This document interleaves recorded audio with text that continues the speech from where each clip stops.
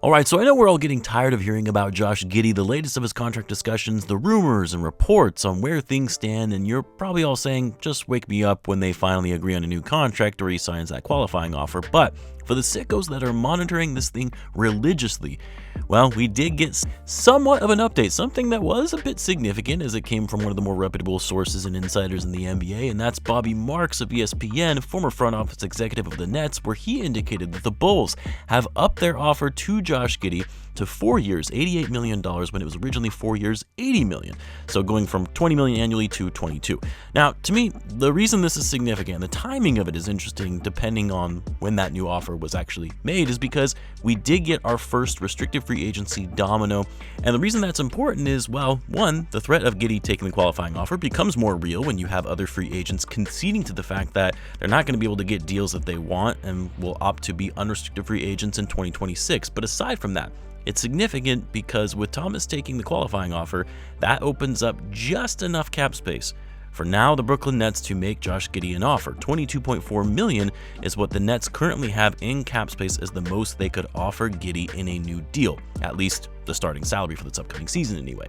Now, I don't think the Nets would make an offer to Giddey because they drafted Igor Demin in the top 10, which a lot of people felt was a stretch of a selection to take him that high, but there are some redundancies in terms of what Giddey can do and Denham can do, and at the end of the day, the Nets are still in full tank mode. They're still rebuilding, and bringing in Giddey would probably be counterproductive to that.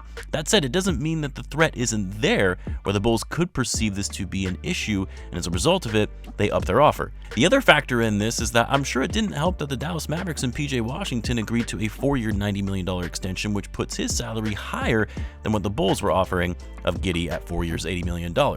And look, I don't care what people say, Josh Giddey is a better player than PJ Washington and has more upside given he's 5 years younger than him.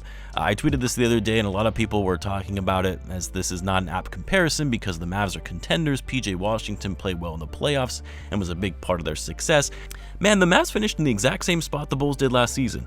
Yeah, they went through injuries, but they didn't make the playoffs last year. PJ Washington has been to the playoffs one time in his career, in that finals run with the Mavs last season. Yeah, he was good. Yeah, he's a solid player, and he should be getting a bag. I don't have a problem with the contract the Mavs gave him, even though I don't think anyone was going to be shelling out that kind of money for PJ Washington. But my point in all this is, I don't care what the Mavs' circumstances are compared to the Bulls. Josh Giddey is a better player and more impactful player than PJ Washington. If he's getting that kind of money, Giddey's agents are going to use that as another example for the type of deal that he should be getting. But anyway, that was a bit of a side rant. Back to the best and final offer from the Bulls at 4 years, $88 million, which the reports are indicating that that's the most the Bulls are planning to offer, by the way. It's not going to get better than that. Maybe he gets a higher annual amount if they do a 3-year deal, but in terms of length and the amount, you're looking at 4 years, $88 million. That's a pretty good offer for Josh Giddey. An offer that if I'm Giddey, I would take as opposed to taking the qualifying offer and hoping for a bigger contract next summer. Now, we don't know any of the other stipulations on the offer. Is the final year a player option, a team option? Is it neither? And is it just 4 years guaranteed? Are there any partial guarantees, other bonuses or incentives? We have no idea. But if we assume it's a straight 4 years, $88 million, we'll even say it's flat, $22 million per year, because we know the Bulls like doing those flat agreements. Yeah, that's a good offer that I think Giddey would be unwise to pass up.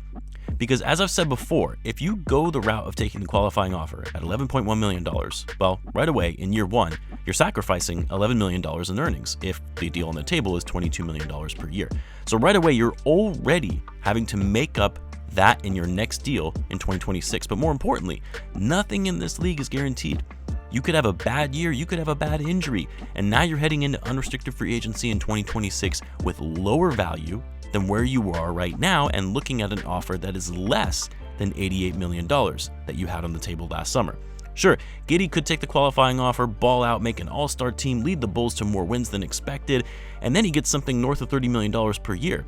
And within the first 2 years of that contract, you've already made up those lost earnings in the qualifying offer.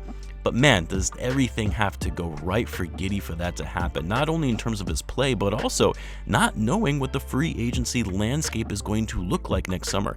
Yes, a host of teams are projected to have an ample amount of cap space next year, but as we've seen so many times throughout the year, or even just weeks before free agency, teams re-sign their current players to big deals, and the cap space that was once expected to be available quickly dwindles before free agency even opens. So even that is not guaranteed. Even if Giddey has a dominant year and better than expected season, you never know what the free agency landscape is going to look like. So the way I look at it is $88 million guaranteed versus $11.1 million.